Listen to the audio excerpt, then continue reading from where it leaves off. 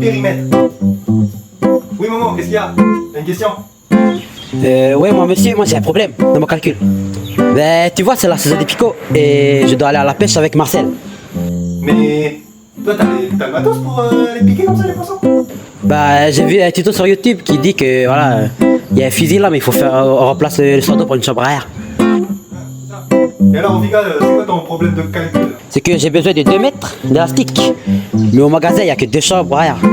Une de 700 mm et une autre de 600 mm. Mais comment je sais laquelle est meilleure? Ben, c'était bien, Momo, de faire un petit peu de bricolage. Hein. Alors, je vais t'aider à faire les calculs que t'as besoin. Alors, pour aider Momo à faire son fusil sous-marin, on a d'abord besoin de connaître les données du problème.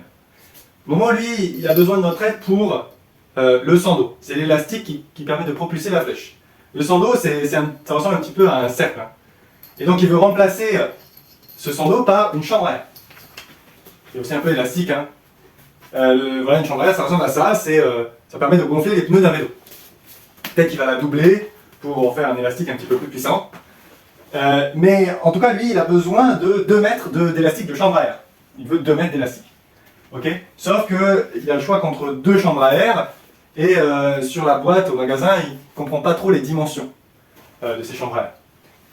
Il ne peut pas les mesurer, il a juste 2 dimensions. Donc la chambre à air, comme on a vu, c'est un cercle. Et les dimensions sur la boîte, c'est le diamètre. D. Le diamètre, c'est le segment qui coupe le cercle en 2 et qui passe par son centre. C'est cette longueur-là. Pour la première chambre à air, il a le choix de prendre une chambre à air à 600 mm. 600 mm converti en mètres, ça vaut à peu près 0,6 mètres. Parce que 1 mètre, ça vaut 1000 mm. Pour la deuxième chambre à air, il a le choix pour 700 mm. En mètres, ça vaut à peu près 0,7 mètres. Lui, ce qu'il veut savoir, c'est justement quelle chambre à air il va pouvoir utiliser pour que son contour il fasse 2 mètres. Le contour, en mathématiques, on appelle ça le périmètre. Et comment on calcule le périmètre d'un cercle? Et bien c'est très simple, il suffit d'appliquer cette formule. Périmètre, P, égale au diamètre du cercle, fois le nombre pi. Pi, c'est à peu près égal à 3,14. Ok? Alors maintenant, on va passer donc à l'application numérique. On va calculer les différents périmètres de ces chambres à air. Donc on va commencer par la première chambre à air, calculer son périmètre qu'on va appeler P1. La formule est ici, donc on va y faire D1 fois pi. Si on fait l'application numérique, ça nous donne à peu près 1,8 mètres. Pour la deuxième chambre à air, on applique la même formule, on dit que le périmètre de la deuxième chambre à air c'est P2, et son diamètre donc c'est D2, cette fois-ci, fois pi. Ça nous donne quelque chose comme 2,1 mètres. Ok? Sauf que nous, on veut un périmètre qui est égal ou supérieur à 2 mètres. Sauf que pour la première chambre à air, son contour il est inférieur à 2 mètres.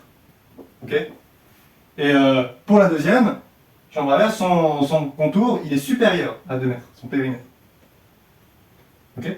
Donc au final, qu'est-ce qu'il faut prendre? Il faut prendre la deuxième chambre à air. On aura assez d'élastique pour faire 2 mètres et pour avoir un élastique assez puissant. Ok, t'as compris, Momo? Je prends la deuxième chambre à air. Hein. C'est pas mal tout ça. Merci monsieur. Maintenant j'allais trafiquer comme moi fusil comme un pro. Comme un pro? Pinocchio, oui. C'est ça aussi. Mais si ma flèche va pas aller loin. T'as le tôle.